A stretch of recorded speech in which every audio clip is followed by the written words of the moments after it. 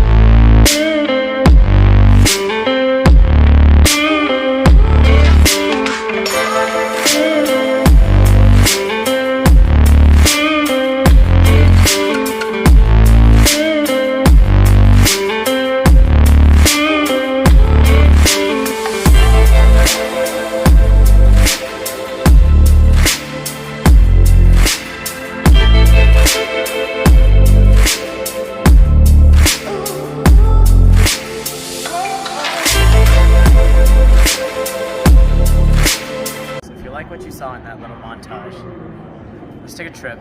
Let's go all the way around this show. And let's see, in 3 episodes, what's coming for the 2022 model year.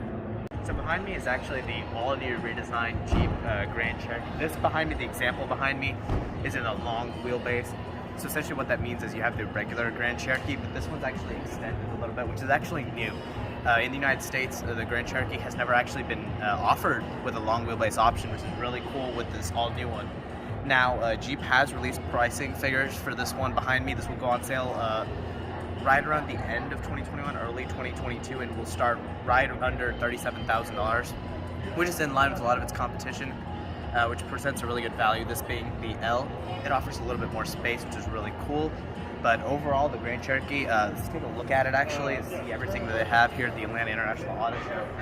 Now, of course, you have that signature trail-rated badge. This being a Jeep, you expect it to have some off-road credibility. I actually really like these rims. These rims are very nice.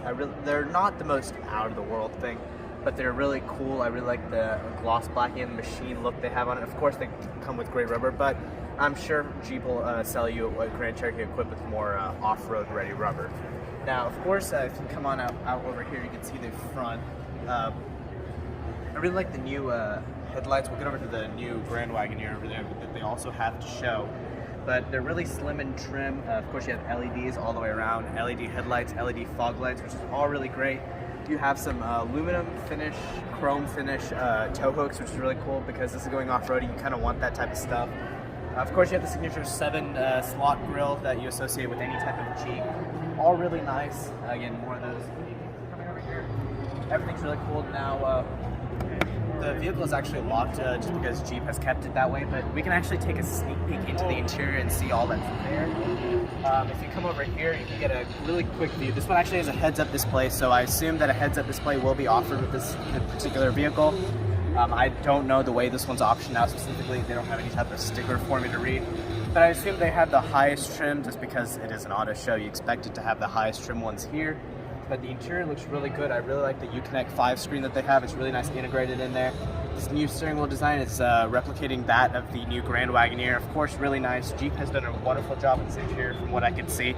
And I'm really really eager to check out this when it comes to dealer launch. We'll definitely get a review on that, so stay tuned to the channel, subscribe, and we'll get that for you. But actually, let's go ahead and check out the new 392 Jeep Wrangler that they've brought here. So if you want to follow me, we'll go check out that brand new Scat Pack engine 6.4 liter 392 Jeep Wrangler. So come on behind me. And we'll actually start with the back end.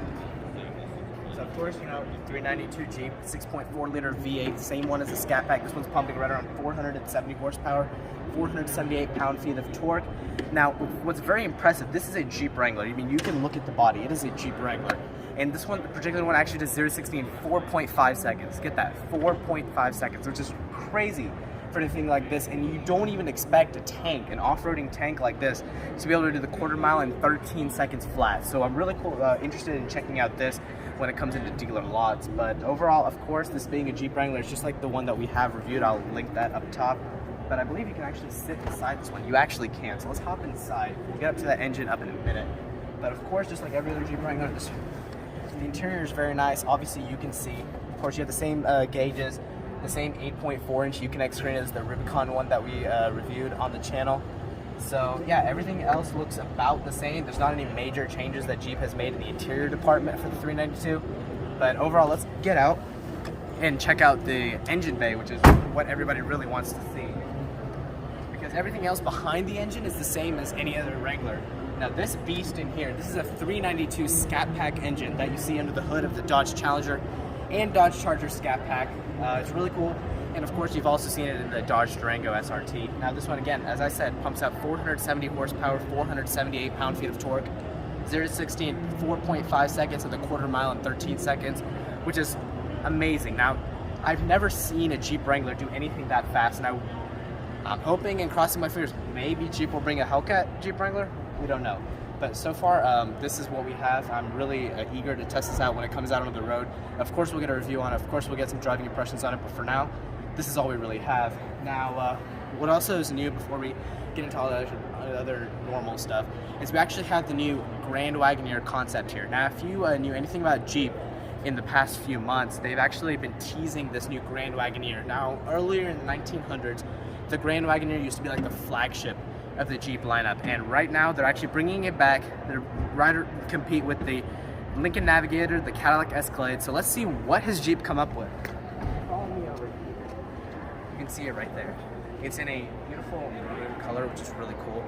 Of course, I really like that maroon color. Now, wait 1 minute to check it out. We'll pick back up right when it clears up a little bit. Go ahead and check out the Grand Wagoneer. As I said, we'll pick it back up. So, we go ahead and come up to the front right here. Now again, right as I mentioned with the Grand Cherokee over there, the LED headlights in here are nice, slim, and trim, which I really appreciate. Now, if you're gonna go anything modern, if you're gonna modernize anything, you can't have any type of bulbous headlight assembly. Headlights really give a car its character, which I think Jeep has really knocked out of the park. You have nice, slim, and trim LED fog lights, which actually this reminds me of a lot what they do with Honda vehicles, having a separate assembly. But in here, of course, you have a projector LED headlight, looks like a reflector LED high beam, which is really cool. Of course, another thing that I like is Wagoneer is spelled out in the front. Now, this really gives it a character, like you see in the Range Rover, you see in the Kia Telluride. They really spell it out. It really gives it that rugged, yet luxurious off-road purpose. Which is really cool. Again, I really like the tasteful things that Jeep has added. You have these chrome tow hooks right here. Again, really adding to that presence of it. And let's go ahead and wrap around this way to see this. Again, I really like that. They actually picked a really good shade of color to do this in. Now, if you look at the wheels, they're nice and rugged. I'm sure you can get some more rugged tires on here, but these rims are really tasteful from what I see. I like how it says Wagoneer. Now, I don't know if that'll actually make it into production version, but it'll actually, it looks really good here in the show floor. Now, so actually, let's hop over to the back and the side profile. Now, what you can see here is most cars, this right here is usually blacked out with any type of mirror plastic or anything like that. Here, actually, it's body painted and connects it with chrome, tasteful striping. Now, I assume that this is what the production version will actually look like. Now, of course, this one being here is still in its prototype phase. It's basically a concept vehicle. But the way that you see this concept vehicle here, it looks really close to what you would see in production, which is very cool that Jeep has done that. I really like the big windows. If you're going to make a full-size SUV, you're going to use all the space that's here. So I really like how Jeep has really taken that window. You see a normal window, and they just blown it up. You know how on your phone, you just blow it up. That's exactly what they've done here. They've blown up the windows. There's a great visibility. I mean, this is the third row right here. And they have this massive window. It's basically looking out of like a projector or something. But back here, this Wagoneer concept, let's see. It's very upright, which this is Jeep being an off-road, rugged type SUV. This gives it a really rugged look. Now, if you look at something like a Land Rover Discovery, it's got the same thing. It's like just stops, which is really cool, really tasteful. Again, I really like how they've spelled out Wagoneer back here. It's always good to have that. And down here, so you have the Quadra-Track, which I assume is Jeep's name for the all-wheel drive system, which is interesting. And here it has the Series 3. Now, I don't know if any of these names are going to be actually put into production, but they're on the concept vehicle, so they may be actually. Now, while we have it over here, check out the interior. Actually, they've given us access to the concept vehicle's interior. Now, this one here is, of course, the same engine that's in the Ram 1500. This entire chassis is the same as the Ram 1500. Same, the 5.7 liter V8. I assume the same amount of horsepower, right around 395 horsepower, and right around 410-ish pound-feet of torque, which is what I assume for this. Obviously, this is all the features. This has an extended version of Uconnect 5, of course, but it's open. You see you have power deploying mirrors right there, or not mirrors, running boards. Really big, really tasteful. If you saw in my Ram 1500 Limited Longhorn review, you've seen that I've really liked these deploying running boards. But go inside, you can check out the inside. I really like that steering wheel. It's really tasteful right here. It looks like we have a digital gauge cluster, which is really cool. Now, you look in there, you see that large Uconnect screen. It's always really great. You know, if you come in here and take a look at these seats look very comfortable. They look very good. They look very luxurious. Now, again, this being a concept vehicle, I really don't see what other changes Jeep has to make to, you know, basically bring this to production. You know, everything looks great. The steering wheel's fitment looks really great, even in this prototype vehicle, which is cool. So let's see if we can get into the back. We can. I mean, this being a full-size SUV, you can really see the massive amounts of room right there, which is really cool. But obviously, this is a preliminary glimpse. There's nothing like that. There's nothing functional in there. We'll, of course, get this car when it comes to dealer lots. But for now, this is the all-new Jeep Wagoneer, which I really can't wait to see when it comes to dealer lots. I can't wait to drive something like this. Jeep hasn't had a full-size SUV in the American industries in a very long time, and I really think they're missing out. So what Jeep has brought to the table, along with the new Grand Cherokee, along with the new Wagoneer, I'm really impressed to see what they're bringing next. So actually, what we've seen, just passing through the Wagoneer, as you saw a minute ago, look what I have behind me. Now, you may be wondering, why is this blue? Most Rubicons are really associated with rugged, red colors, dark blacks, things like that. Here we have blue. So what this is the all-new Jeep Wrangler 4xe. What 4xe means is it's a hybrid, believe it or not. This behind me is a Jeep Wrangler hybrid. The car that you've been associating with terrible fuel economy is no more. You get 50 miles per gallon equivalent, which is basically the EPA's way of converting miles per gallon to better suit hybrid electric vehicles. 50 mpge. Just think about that. 50. That's beyond impressive for something that looks like this. And of course, this being a Rubicon one as well, you have, of course, the same trail rating that you would associate with anything else. Overall, this one is locked right now, so we can't really go in as a prototype vehicle, but just like the Wagoneer over there, this looks almost production ready. And let's look at some stats over here. So, of course, you have the same Uconnect system inside.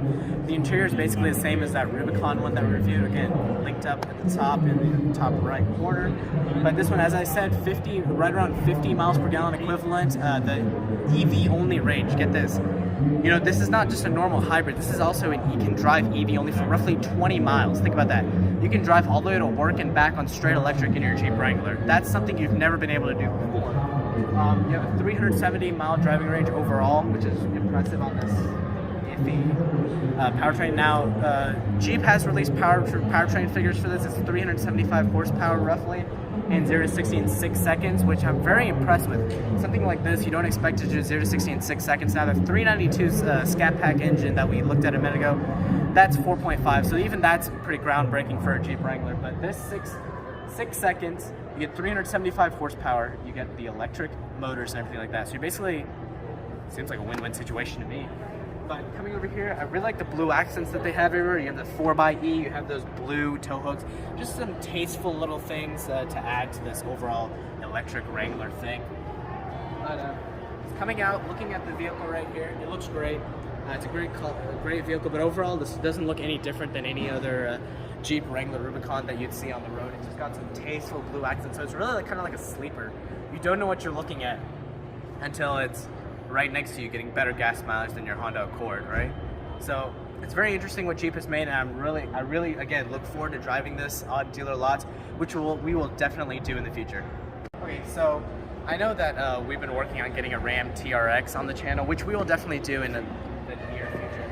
But here we have the one branded with the Motor Trend Truck of the Year 2021. Very well deserved to the Ram 1500. As you've seen in my Ram 1500 videos, I really think it's a very impressive truck. And this is the epitome of the Ram 1500. Not the most luxurious. We checked out the limited Longhorn version for that. This behind me is the TRX, of course, packing that 6.2 liter supercharged V8 from the Hellcat series of Dodge vehicles. Now, come over here, of course, you have those rugged tires. This is a TRX right up neck and neck with that Ford Raptor. So this thing's really got to pack a punch in order to get to that Ford Raptor, which is a tried and true off-road truck. But you just look at this massiveness of this truck. This is one huge truck in person. Now, if you've never seen a TRX in person, it's a tall truck. I'm 5'10". This thing's like soaring above my head, which is crazy.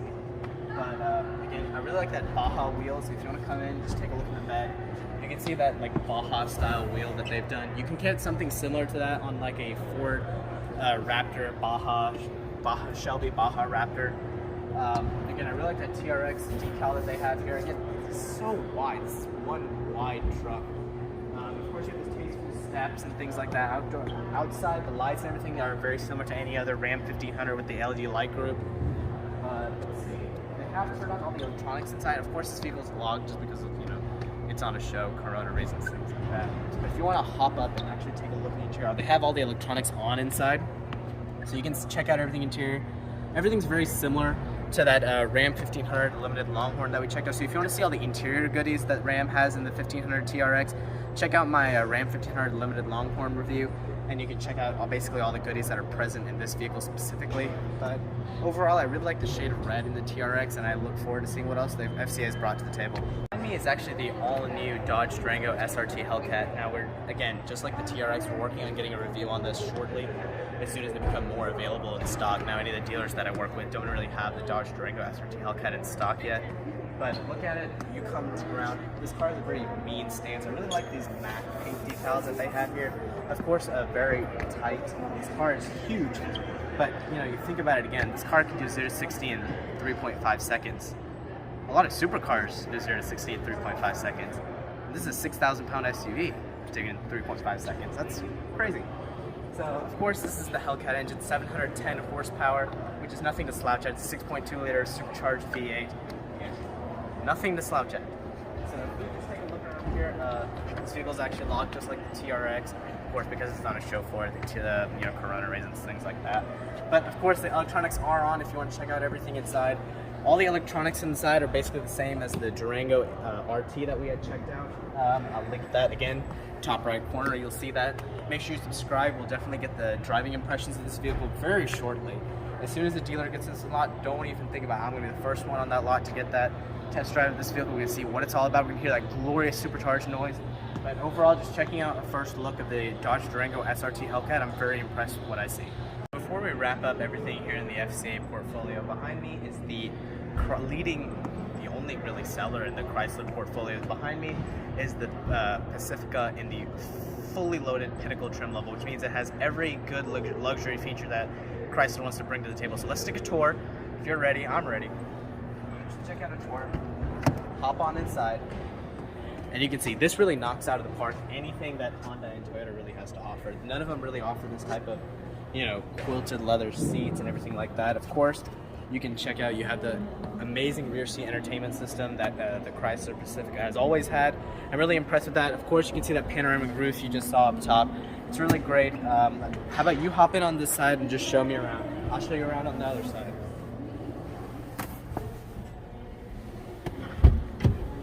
So hopping in with me, this one actually is a hybrid, which means it gets 82 combined MPGe. That's impressive. And if you're taking anything on road trips like that, that's really impressive. That's really cool. But of course, you have the same Uconnect 5 as every other Pacifica. You have the cool looking gauges in there.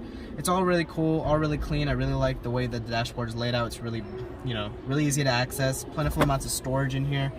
We'll get a review on this, of course, but right now just taking a look at that preliminary look at the Chrysler Pacifica Pinnacle. I'm really impressed with what I see. Just finishing up a tour around. If you want to come with me, I'll just take an exterior look at the vehicle. Right here we have these satin mirrors. Now you don't expect a minivan to be the most luxurious thing on the road, but this thing is doing a pretty good job of convincing me. Now, again, as I said before, this is a hybrid, also a plug-in hybrid, so of course it's tied off right now because it's on a show floor, but here's your plug-in door. You can see your plug-in outlets and things like that. We'll get that open for them. Window sticker right here, this one's $52,000. The way you see it right here, this Pinnacle model, fully loaded. $52,000 is right about what you'd pay for something like a Honda Odyssey Elite, which offers nowhere near the amount of luxury that this one does behind me. And as I said, 82 combined MPGe, which is impressive. If you're on gas only, this also gets 30 miles per gallon, which is still impressive. The 30 miles per gallon for a minivan is really nothing to slouch at. So this thing's already an efficient vehicle. Now adding that plug-in hybrid on top of that makes it even more efficient, which blows my mind. Of course, this being a minivan, you have plentiful amount of storage behind the second row. You can store pretty much anything. This one does not appear to have a power trunk, which I'm a little bit upset with, but it may be just turned off or something like that. But it's really good. Okay, so you do have a power trunk. It is just turned off. The button is actually right here. There we go. All right, so it is working. Power trunk, of course you expect that right at $52,000, you expect a power trunk. Now the button is actually down here, yeah. So I really like its power trunk, opens nice and quick. It's all really great. Third row is actually stowed in the back. Of course, this one doesn't have any type of stow and go seating just because it is the Pinnacle model, and they've had to pack that battery inside as well. So there's not really any place for them to put the stow and go second row seats, but of course it's still really good. I'm really impressed with the Chrysler Pacifica, and I think that it's really giving a competition a run for its money. Behind me, if you can see, you see the Subaru name. Behind me is the Subaru lot. Now, Subaru has brought a vehicle that I really love, a vehicle that I've been waiting for many years. Behind me, over there, is the all-new 2022 Subaru BRZ. And of course, I'm sure Toyota may have brought the new GR86 here. I haven't checked it out yet, but there is a blue Subaru BRZ right there. So if you're ready, I'm definitely ready. Let's go check out that Subaru BRZ. As I said before, behind me is the all-new 2022 Subaru BRZ, a car that I've really been waiting to see in the flesh. And of course, this beautiful Subaru signature blue paint, it looks really cool. Subaru, of course, is associated with that blue type of color, which is really great. Now, I can't really open the hood in this one because it's on a show floor, but this one pumps out right around 228 horsepower from, of course, the Boxer 4-cylinder that you associate with the Subaru BRZ and GR86. All going to the rear wheels. This is a rear-wheel drive sports car. This is a thoroughbred sports car. This is exactly what you want to take on a track day. Now, it is open, so we can check out the interior. If you want to go ahead and hop inside, for some reason, Subaru brought the automatic version to the show floor, which I'm a little bit disappointed, but if you just want to check out the exterior right here, I'll go hop in on the other side and show you.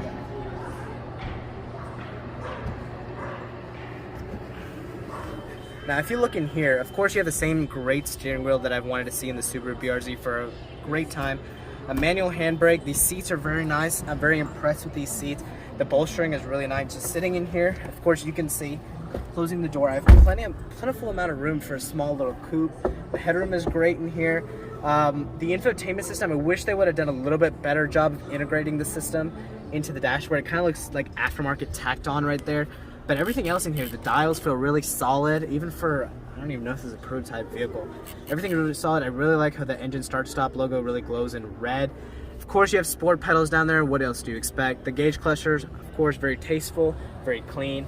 For some reason, I don't know why they brought an automatic version here. I really wish they would have brought a manual here, because that's the only way I would buy one of these.